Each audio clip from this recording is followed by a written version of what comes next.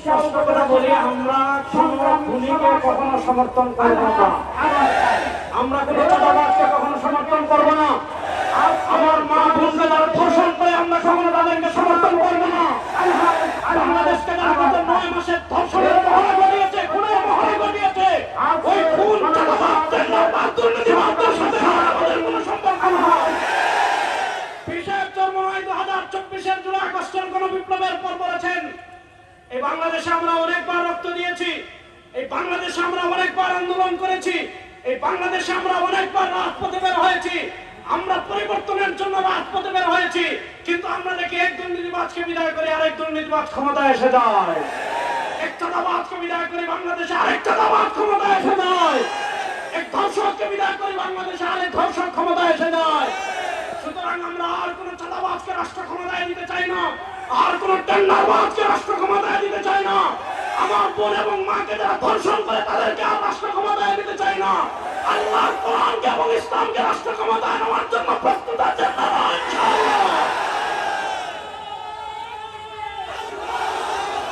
পীর সাহেব চরমনাই বলেছেন, আমাদের নেতা শেখ চরমনাই বলেছেন, আমাদের নেতা পীর সাহেব চরমনাই, আমাদের নেতৃত্ব আমাদের দুইজন নেতা বলেছেন, এবার ইসলাম দেশ ও মানবতার পক্ষে ভোটের বাক্স একটা হবে ইনশাআল্লাহ। এবার বাংলাদেশে খেলা হবে ধর্ম নিরপেক্ষতাবাদ বনাম ইসলাম, জাতীয়তাবাদ বনাম ইসলাম, ভারতের দলাল বনাম ইসলাম, আমেরিকার দলাল বনাম ইসলাম। আমরা জাতীয়তাবাদ দেখেছি, ধর্ম নিরপেক্ষতা দেখেছি, ভারতের দলালদেরকে দেখেছি। এবার কোরআনকে সংসদে নেওয়ার জন্য প্রস্তুত আছে।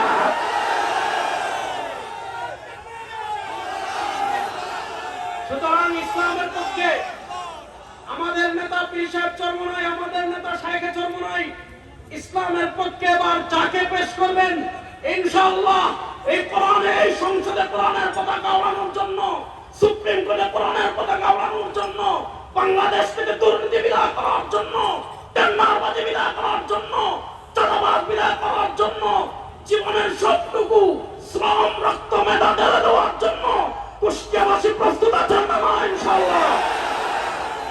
সুতরাং এবার বাংলাদেশে আমাদের নেতা শেখ চরমনাই বলেছিলেন, ইসরায়েল বুঝতে পারে না ইরানের কি আছে, বাংলাদেশে বুঝতে পারবেন না।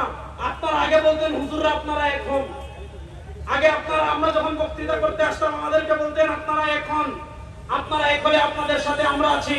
এবার ইনশাআল্লাহ পীর সাহেব চরমনাই ডাক দিয়েছেন, শেখ চরমনাই ডাক দিয়েছেন, সব ইসলামী দল এক কাতারে আসবে, সব আলেমরা এক কাতারে আসবে, সব পীর মাশায়েখ এক কাতারে আসবে, এসে আপনাদেরকে ডাক দিবে। আর ধর্ম নিরপেক্ষতা চাই না, আর জাতীয়তাবাদ চাই না, ইসলামের পক্ষে যাকে পেশ করা হবে তাকে সংসদে পাঠানোর জন্য প্রস্তুত আছেন তো ইনশাআল্লাহ? আল্লাহ তাআলা ইসলামের পক্ষে আমাদের সবাইকে কবুল করুক। এবার আমি একটা স্লোগান দেব, আমার সাথে স্লোগান দেওয়ার জন্য প্রস্তুত আছেন? নারায়ে তাকবীর।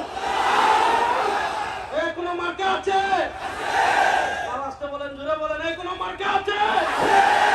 ইসলামের পক্ষের কোনো মার্কা আছে? ভারতের আধিপত্যবাদ মোকাবেলার কোনো মার্কা আছে?